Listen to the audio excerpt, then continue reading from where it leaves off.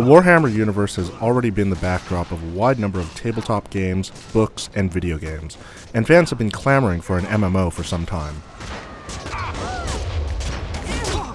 Well, their wait is over, and the age of reckoning is upon us.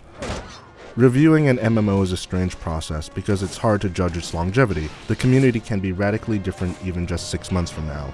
With this in mind, I've still hacked away nearly 80 hours in the game, so I have a pretty good handle on what it is.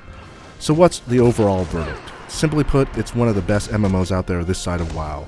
That's not to say it's the WoW killer that people always build a new MMO up to be, but it's a great representation of the genre.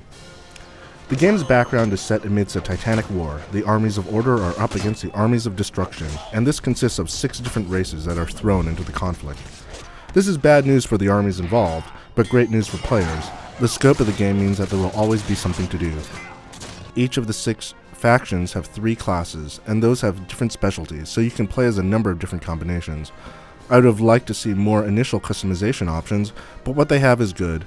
There is also much loot to collect later that can make your character look cool, and you can always do things like dye clothing. The balancing of the races is another thing that will spark arguments. The balancing is good for PvP, but if you run around by yourself, you're very liable to get taken out. But that's the thing about Warhammer Online. It's a very social game that encourages partying up quite a bit.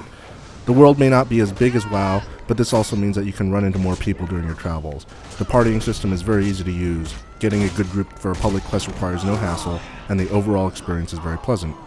In terms of gameplay options, all the MMO favorites are there. The PvE is solid and encourages team-ups for the later, harder quests. The PvP is a fun and fast way to level up, and the RVR, or Realm versus Realm, can get crazy. These capture and hold battles can have 20 to 30 people all running as one pack, and this really contributes to the scale of the warfare. Warhammer also boasts one of the smoothest launches in MMO history. In my experience, wait queues were not that bad. When they actually popped up, it was only 10 minutes or so to get into the busiest servers. Minor bugs have shown up, but they have been addressed, and I only experienced lag once or twice. Visually, the game is pretty. It's bright and colorful and runs on a wide range of machines.